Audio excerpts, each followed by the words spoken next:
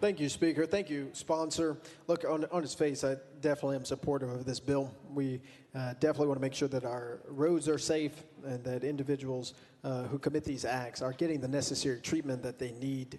The question that I have and the concern stems from, if you go to Section 3A, attend substance abuse treatment for the duration of any period of parole. Attendance at substance abuse treatment shall be a condition of parole, and failure to attend shall be punished as a violation of the condition of the prisoner's parole, thus sending them back to prison. And again, increasing the carceral state. My question here is, if that individual misses because their car isn't working or they have a legitimate excuse, is that allowable in the legislation that you have, or is this pretty clear cut here? Representative Carringer. Yes, it is. It's a technical violation. Representative Pearson. Thank you, Speaker.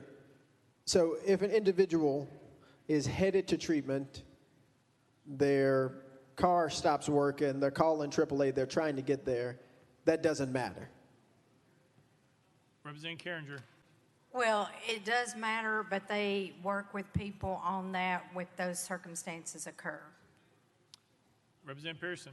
I appreciate you saying that, and maybe I'm understanding your intention clear, but your legislation isn't clear, sponsor, because it says failure to attend shall be punished as a violation. And typically in our legislation, if something is more permissive, it'll say may be. And so is that a change you're willing to make? Representative Carringer. Oh, I am not going to make that change. Just because of violation does not mean that they are going to be subject back to being incarcerated. Representative Pearson. Thank you. I'm not sure if I'm understanding our back and forth here well.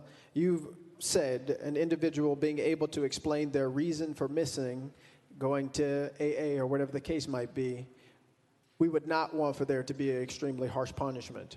But here you have that it shall be punished as a violation of the conditions of the prisoner's parole, which is always quite extreme, either in the length of parole time, being sent back to prison, depending on the things that they have done.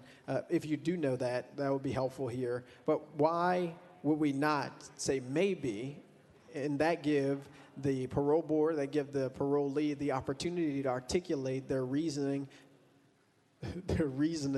for what happened, rather than writing legislation that says shall be, which is not leaving any room for an accident to happen or things like that in their lives. Why are we being so punitive? Representative Carringer. Representative, a violation, our parole officers already have the ability to discuss when there is a violation that occurs, and it does not necessarily put every person back in. Representative Pearson. Yes, but it could, right? Representative Carringer. Sure, of course it can. Representative Pearson. Exactly. And so when I'm thinking about this, legislating from the place that mistakes happen, alarms don't go off, people get into car wrecks, all of these other possibilities, not from the place where someone's intentionally seeking not to go. When you operate from that place, this legislation is being pretty harsh and potentially sending someone to prison who misses their first meeting because they got a flat tire and they couldn't get there. Representative Carringer. Thank you, Speaker. Representative, this is affecting about 203 individuals that the Department of Corrections has told us in between July 1st of 22, when we passed the law in truth and sentencing. So we're talking about 203 people that this possibly could affect.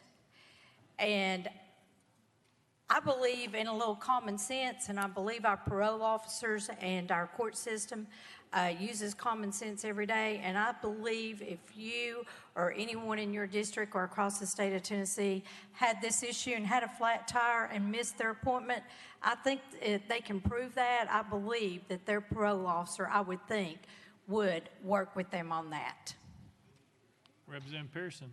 I do wish common sense didn't have bias, but it does.